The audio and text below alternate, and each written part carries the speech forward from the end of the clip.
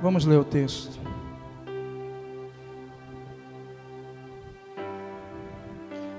Versículo 1. Além disso, a palavra do Senhor veio a mim dizendo: vai e clama aos ouvidos de Jerusalém, dizendo: assim diz o Senhor, eu lembro-me de ti, a bondade da tua juventude, o amor de tuas bodas, quando tu viertes após mim num deserto, em uma terra que não era semeada. Aí vamos para o versículo 5. Assim diz o Senhor: que iniquidade acharam os vossos pais em mim, para que eles se afastem de mim e andem após mim, tornando-se vãos. Aí o versículo 7. E eu vos trouxe para a terra abundante, para comerdes o seu fruto e os seus bens. Porém, quando vocês entrardes, vós profanastes a minha terra, e fizertes minha herança uma abominação. Versículo 10. Pois atravessai as ilhas de Quedim, e vede, e enviai até Quedar, e ponderai diligentemente, e vede se existe tal coisa. Alguma nação trocou os seus deuses por outros que não são deuses? Porém o meu povo trocou a sua glória por uma que não é benéfica. Versículo 13.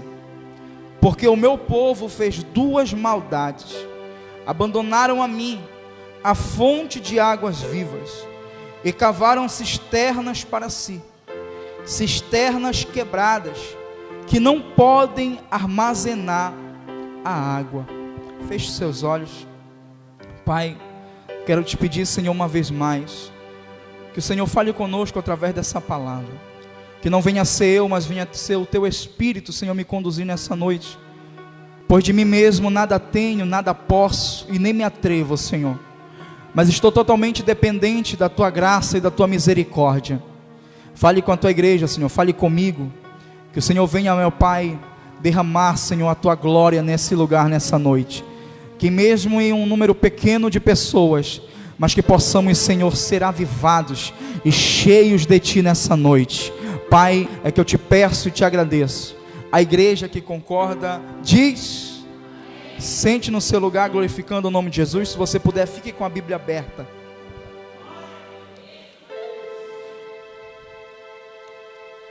Queridos, esse texto é um texto que já preguei algumas vezes, mas esses dias ele tem falado comigo novamente. É um texto muito tremendo, que se você for ler e analisar, só muda a cronologia, mas ele é muito atual para os nossos dias de hoje.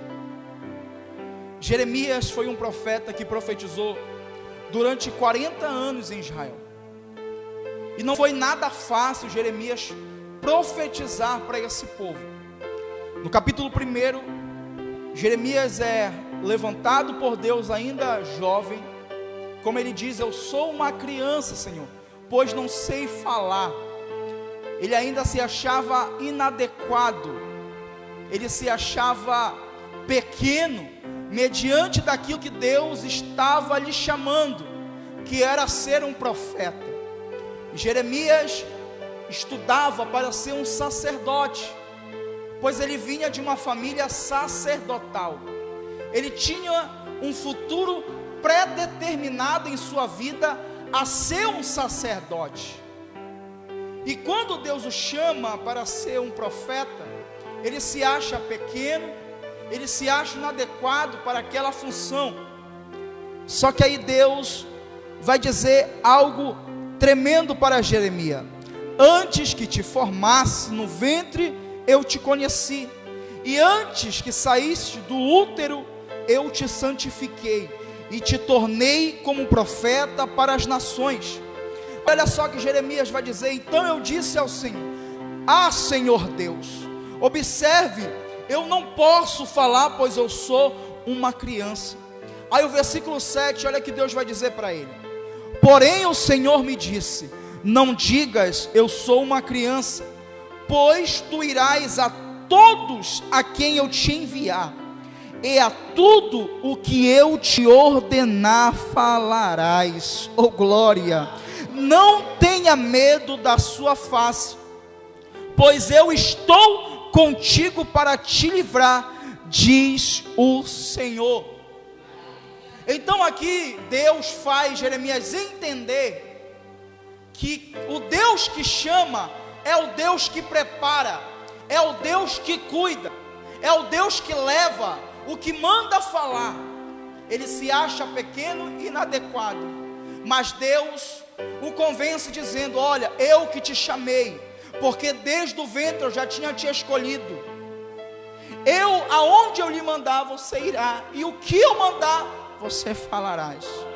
Então entenda algo: você pode se achar pequeno, você pode se achar inadequado, você pode se achar pequeno mediante aquilo que Deus tem proposto para a tua vida. Você pode dizer que nem Jeremias: eu sou uma criança, eu não sei falar. Só que Deus está dizendo aqui nessa noite para você: eu sou o Deus que chamo, eu sou o Deus que preparo. Se eu te chamei, se eu coloquei essa obra na tua vida, não tenha medo, ei, aonde eu te mandar tu irás, e o que eu mandar tu falar, tu falarás. Então para desse negócio de ter medo, de se achar pequeno, de se achar inapropriado. Você não é pequeno por projeto. Foi Deus que te chamou, foi Deus que colocou no teu coração. Então no capítulo 1 nós vemos que Jeremias foi chamado por Deus. Aí no capítulo 2, Jeremias é levado a Jerusalém para exortar, para pregar para esse povo, porque aqui o povo está vivendo uma crise política, espiritual, uma crise aonde esse povo se voltou contra Deus, abandonou o Senhor e agora fez para si ídolos, deuses estranhos. O povo vive na idolatria, no paganismo. Esse povo agora deixou de adorar a Deus e está adorando a outros deuses estranhos. Então Jeremias vai pregar para o povo, exortar para aquele povo: olha, se convertam, mudem os seus caminhos, senão Deus vai destruir tudo. Vocês têm que voltar para Deus. Jeremias é levado para exortar. E olha só que interessante, no versículo 2, olha o que o texto vai dizer: vá e proclame diante do povo de Jerusalém, assim diz o Senhor: lembro-me de você, meu povo, da sua afeição quando era jovem, do seu amor quando noiva, e de como você me seguia no deserto, numa terra que não é semeada. Olha que Deus está dizendo através da boca do profeta: lembro-me de você, meu povo, da sua. Olha o que Deus está dizendo, primeiro ponto aqui. Deus lembra desse povo, do tempo que esse povo andava com Deus, do tempo que esse povo andava com Deus no deserto, quando Deus era a prioridade deles, quando Deus era a prioridade no coração deles, quando Deus era o primeiro amor deles. Deus está dizendo: eu lembro de você, meu povo. Olha só, eu lembro de você, meu povo. E aqui é interessante porque Deus está trazendo a sua memória. Deus não se esquece, Deus tem uma mente infalível, Ele não se esquece. Diferente desse povo, diferente de nós, que sempre esquecemos daquilo que Deus fez, do que Deus faz e do que Ele vai fazer. Sempre esquecemos, e por esquecer acabamos voltando se contra Deus, abandonando a Deus. Ele não se esquece, nós esquecemos. Aí olha só que o salmista vai dizer, de número 139, 17 e 18. O salmista declara: e quão preciosas me são, ó Deus, os teus pensamentos, quão grandes são a soma deles, se as contasse, seriam em maior número do que a areia. Quando acordo, ainda estou contigo. Aqui o salmista Davi, ele deixa claro quão grande e imensurável é a mente do Senhor. Podemos dizer que a mente do Senhor é infinita, é infalível. Deus é possuidor de uma mente grandiosa. Ele não se esquece de nenhum detalhe. Nós esquecemos. Por quê? Nós seres humanos temos 5 tipos de memória: a memória fotográfica, a memória imediata, a memória declarativa, a memória semântica e a memória episódica. E essa memória episódica é uma memória de Deus. Por quê? A memória episódica é a memória autobiográfica, que envolve os acontecimentos da vida de uma pessoa. Por exemplo, formatura, casamento, a primeira entrevista de emprego, o primeiro namoro, etc. Essa é a mente do Senhor, uma memória episódica. Ele não esquece nenhum episódio da nossa vida, de nada. É por isso que ele está dizendo: eu lembro-me de ti, meu povo, da sua afeição. Oh glória, Deus está dizendo através desse texto aqui para nós nessa noite, igreja: eu lembro-me de ti, meu povo, eu lembro de você, do teu primeiro amor, de quando eu era prioridade no teu coração, de quando tu vinha me buscar e não ficava contando o tempo para acabar o culto. Eu lembro-me de ti. Deus quer nos trazer a memória nessa noite, assim como Ele queria trazer a memória para aquele povo. Oh glória, dá glória a Deus, irmão. Aí versículo 5, dá um glória a Deus. Versículo 5: assim diz o Senhor: que injustiça o pai de vocês acharam em mim, para que se afastassem de mim, seguindo os ídolos sem valor, e se tornando a eles mesmos sem valor.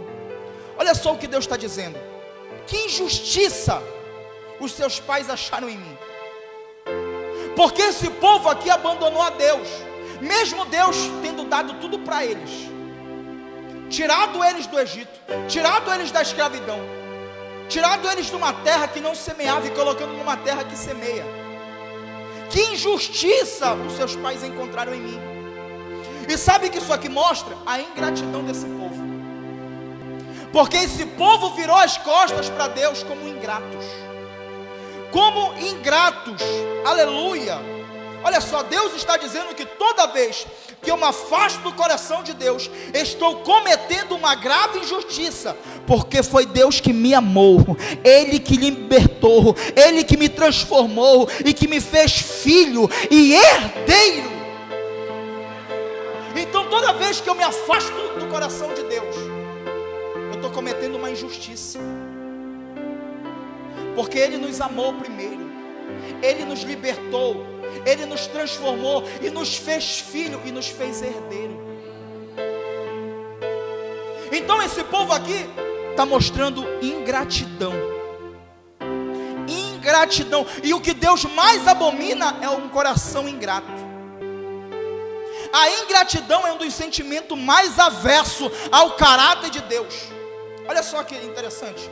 Gratidão significa gratuito, graça, dádiva, favor imerecido, presente. O ingrato é alguém que perfura a graça, ou seja, o ingrato é aquele que recebeu de graça e perfurou. A palavra ingrato tem um prefixo in, que significa desprovido, tirado, perfurado, rasgar. Ou seja, esse povo com a sua ingratidão perfurou, rasgou aquilo que eles receberam de graça, aquilo que eles receberam de graça de Deus, Eles simplesmente rasgaram, rejeitaram, se tornando ingratos. Oh glória! Aí versículo 6: eles não perguntaram: onde está o Senhor que nos tirou da terra do Egito e nos guiou pelo deserto? Repita comigo: e nos tirou da terra do Egito. Olha só o que vai dizer mais: e nos guiou pelo deserto, por uma terra árida e cheia de covas, por uma terra de sequidão e sombras de morte, por uma terra em que ninguém passava e na qual não morava ninguém. Aí versículo 7: eu os trouxe para uma terra fértil, para que vocês comessem o seu fruto e as coisas boas que ela tem. Mas depois de entrar, vocês contaminaram minha terra e fizeram da minha herança uma abominação. Olha só, Deus está falando para eles. Ele tirou esse povo do Egito. Ele fez esse povo subir do Egito, que aqui significa, libertou esse povo da servidão, tirou esse povo da escravidão do Egito, fez esse povo livre, e colocou eles numa terra, que aonde eles plantavam, eles colhiam, eles desfrutavam do seu fruto. Só que ao invés deles agradecer a Deus, o que eles fizeram? Olha o que Deus vai dizer: vocês contaminaram a minha terra. Aí olha só o que ele vai dizer ainda mais: fizeram da minha herança uma abominação. Pelo pecado, pela idolatria desse povo, eles contaminaram aquilo que eles receberam de Deus. A terra que era para eles usufruir, desfrutar, eles contaminaram com seu pecado, adorando a outros deuses, a outros ídolos, a deuses estranhos. E Deus os tirou do Egito, Deus os livrou da servidão do pecado, Deus os livrou da servidão, da escravidão do Egito, aonde eles viviam escravos dentro de uma terra, aonde eles eram prisioneiros dentro de uma terra, aonde eles não podiam semear, porque a terra não era deles. Sabe o que tem interessante aqui? Que da mesma forma, Cristo nos livrou da servidão do pecado, e mesmo assim, por muitas vezes, ainda continuamos escravos do pecado. Mas você não é mais escravo do pecado, irmão. Cristo já nos livrou, Ele já pagou o preço, Ele já derramou o sangue. Você é livre, irmão. E é o que Deus está falando aqui: eu lhe fiz subir do Egito, eu vos livrei da servidão, eu lhes tirei da escravidão. E ao invés de vocês agradecerem,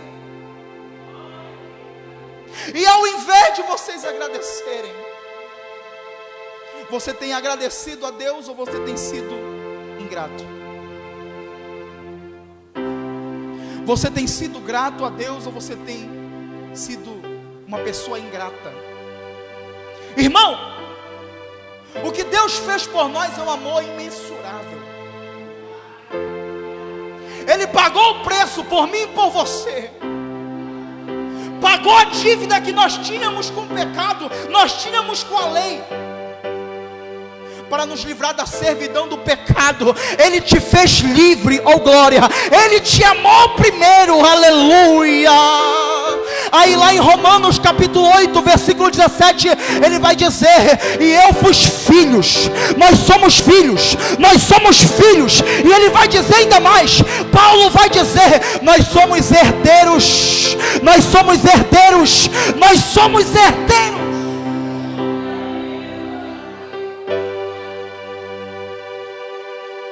Ele nos fez filhos por adoção, e nós somos co-herdeiros com Cristo. Nós estamos lado a lado com Cristo, porque Ele pagou o preço. Ele nos livrou da escravidão, Ele nos livrou da condenação do pecado e da lei. E aí eu te pergunto: tu está sendo ingrato ou tu está sendo grato? pela obra de Cristo que Ele fez por mim e por você. É o que Jeremias está dizendo para esse povo, que Deus está falando através do profeta. Eu livrei vocês, e em vez de vocês agradecerem, vocês se tornaram isso aí, ingratos. Vocês tinham tudo, não precisavam de mais nada. Aleluia, dá glória, irmão. Olha só, esse povo se tornou ingrato. E quantas vezes, escute isso, e quantas vezes abandonamos a Deus por causa de suas dádivas? Porém o Deus das dádivas é muito melhor que suas dádivas. Quantas vezes abandonamos a Deus pela sua provisão? Só que o Deus da provisão é muito maior, é superior do que a sua provisão. O Deus das dádivas é superior às suas dádivas. Não é pelas suas dádivas que você deve ser grato, mas sim pelo Deus das dádivas. Aleluia. Aí esse povo se torna ingrato, e por ser ingrato, esse povo tem um coração de Egito, que tem um sentido de duas terras. Saíram de dentro da terra do Egito, mas o coração de Egito continuou dentro deles. Sabe aquela pessoa que saiu do mundo, está na igreja, mas as vontades do mundo, os desejos, as práticas do mundo continuam dentro dele? Foi o que esse povo se tornou. Saíram da terra do Egito, mas o coração de Egito continuou dentro. Aleluia. Versículo 10. Vão até as terras do mar de Chipre e vejam, mandem mensageiros a Quedar e observem com atenção, vejam se aconteceu coisa semelhante. Olha só o versículo 11, preste atenção. Houve alguma nação que trocasse os seus deuses, mesmo que não fossem deuses de verdade? Mas o meu povo trocou a sua glória por aquilo que não tem proveito algum. Olha que forte, irmão. Olha que forte. Aqui Deus está mostrando quanto os pagãos são mais fiéis aos seus deuses, que nem sequer são deuses de verdade. Porém, eles não trocaram. Olha o que Deus mostrando. Observem os pagãos, os ímpios, adorando seus deuses, mesmo não sendo deuses de verdade, eles não trocaram. Aí aqui Deus dá uma lapada no povo. Mas vocês tendo Deus da glória, vocês tendo Deus da glória, ai irmão, vocês trocaram por uma que não tem proveito algum. Sabe o que Deus está dizendo aqui? Vocês trocam a mim, que sou o Deus da glória, um Deus de verdade, um Deus poderoso, por um Deus fútil, por um Deus inútil. E quantas vezes, irmãos, trocamos o nosso Deus de glória por coisas que não trazem proveito algum? Quantas vezes deixamos de vir ao culto por fazer coisas que não tinham proveito algum? Coisas momentâneas. Quantas vezes você deixou de vir para a casa de Deus porque ia passar um jogo, porque você ia se encontrar com alguém, porque você ia no shopping? Você colocou outras coisas como prioridade. E foi o que esse povo fez. Deixou o Deus que era prioridade, não é mais. Só que nessa noite, irmão, eu quero trazer uma palavra para o teu coração e dizer: oh, aleluia. Deus, Ele quer ser a prioridade na tua vida. Deus, eu vou repetir isso aqui, irmão. Eu estou sentindo uma autoridade de Deus aqui. Ele quer ser a prioridade de volta no teu coração, na tua vida. Ei, aqueles que tinham abandonado a Deus, tinham virado as costas para Deus, Deus está dizendo: eu quero ser a tua prioridade. Coloque Deus novamente como a prioridade da tua vida, irmão. Olha só, eu vou encerrar. Versículo 12 e versículo 13. Olha que tremendo, irmão. Fiquem espantados com isto, ó céus. Fiquem horrorizados e cheios de espanto, diz o Senhor. Porque o meu povo cometeu duas maldades. Quantas? Abandonaram a mim. Repita comigo: abandonaram a mim, a fonte de água viva. Primeira maldade. E cavaram cisternas rachadas, que não retém a água. Olha só, eles cometeram duas maldades. Primeira, abandonaram ao Senhor a fonte. Segunda maldade, e cavaram cisternas rachadas, que não retém a água. Ou seja, Deus aqui está falando no sentido figurativo, porque aquele povo naquela época, eles procuravam habitar próximo às fontes de água viva, pois eles dependiam da fonte para sobreviver. Então o que Deus estava falando para eles? Quando Deus se coloca como uma fonte, eles iam entender, porque a fonte é uma água que nunca para de jorrar, todo o tempo tem água. Já a cisterna é como se fosse um poço que eles faziam para armazenar a água da chuva. Só que cisterna rachada, ou seja, tinha água, mas não mantinha água, não retia a água. Então quando Deus se coloca como fonte, e as cisternas, Ele está colocando como os deuses estranhos. Ou seja, vocês trocaram a mim, a fonte, por outros deuses, cisternas, deuses estranhos, deuses que não são de verdade, deuses que não podem fazer nada. Então esse povo trocou o Deus, a fonte de água viva, por deuses pagãos, por ídolos que não retêm a água. Aí olha só o que ele vai dizer. Esse pecado é tão escandaloso que ele vai dizer: espantados, ó céus, fiquem horrorizados e cheios de espanto. Olha o quão forte é esse pecado que esse povo está cometendo. Esse povo abandonou a água viva. Eles cometem dois crimes. Aí sabe o que eu acho interessante? Porque Cristo, desta mesma forma, Ele vai dizer que Ele é a água, e todos que o recebem, para que seja fonte e que jorre para a vida eterna. Aí Jesus vai dizer lá no capítulo 4 de João, versículo 10 ao versículo 14, olha só, é um diálogo que Jesus tem com uma samaritana à beira de um poço. Aí olha que só que tremendo. Jesus respondeu: se você conhecesse o dom de Deus, e quem é que está lhe pedindo água para beber, você pediria, ele lhe daria água viva. Aí versículo 11, ao que a mulher respondeu: ó Senhor, não tem balde ou poço, o poço é fundo, de onde vai conseguir essa água viva? Versículo 12, por acaso o Senhor é maior do que Jacó, o nosso pai, que nos deu o poço, do qual ele mesmo bebeu, assim como os seus filhos e o seu gado?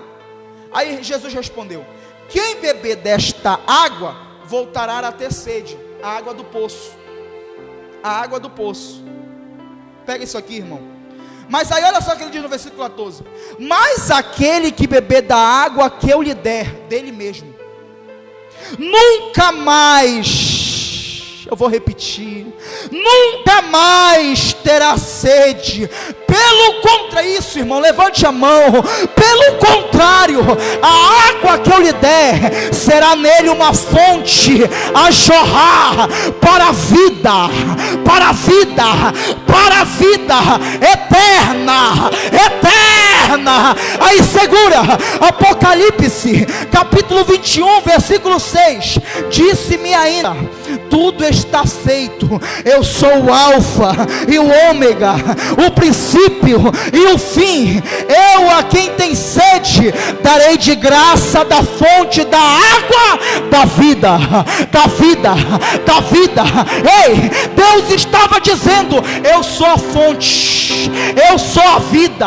Vocês trocaram a fonte por cisterna que não retém água. Aí Cristo vai dizer: quem beber desta água terá sede, mas quem beber da água que eu lhe der nunca mais terá sede, mas nele irá jorrar uma água para a vida eterna, eterna, eterna. Ei, Deus está dizendo nessa noite: eu sou a fonte que tu precisa, eu sou a fonte que tu precisa. Em mim tem vida, em mim tem abundância, em mim tem novidade. Isso, levante a mão, irmão, levante a mão para receber dessa fonte, levante a mão para receber dessa água.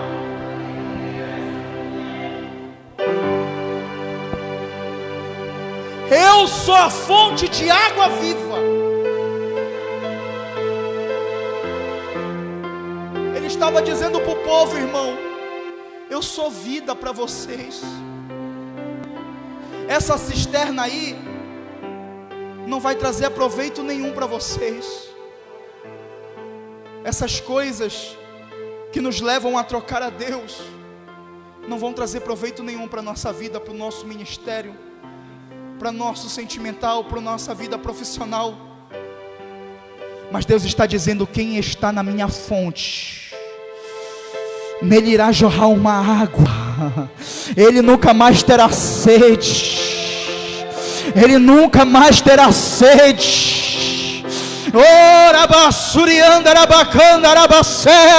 Ei, irmão, sinta essa graça descendo aqui, essa água da fonte que te renova. Ei, na fonte, irmão, na fonte tem renovação, na fonte tem abundância, na fonte tem vida. Ei, mergulhe nessa fonte nessa noite, receba essa água. Isso, irmão, isso, dá glória a Ele, adore a Ele. Aleluia, irmão.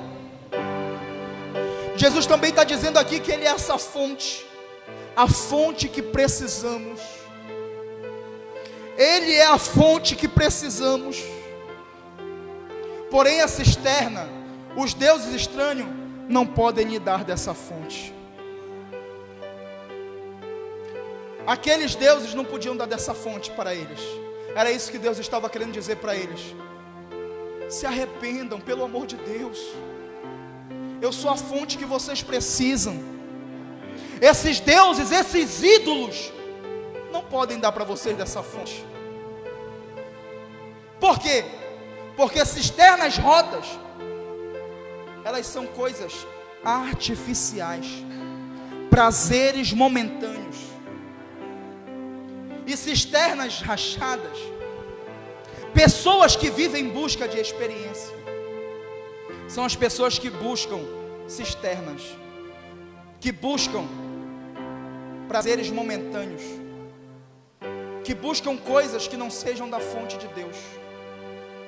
São pessoas que vivem atrás de experiência. A cisterna vai te oferecer experiência momentânea. Você vai ter uma experiência, mas logo acaba, porque ele não tem novidade, não tem abundância. Só que nessa noite, irmão, através dessa palavra cravada nos nossos corações, Deus está dizendo: está na hora de pararmos de viver de experiência, mas está na hora de provarmos da verdadeira fonte, de uma fonte que nunca mais teremos sede. Oh, aleluia, irmão. Fique de pé no teu lugar. Fique de pé no teu lugar, irmão.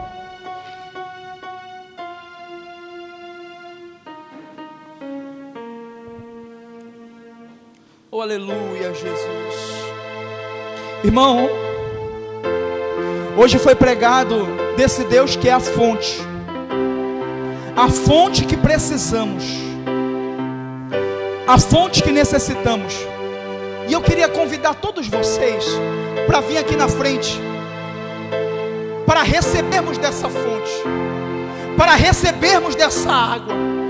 O Espírito Santo de Deus quer trabalhar na tua vida nessa noite.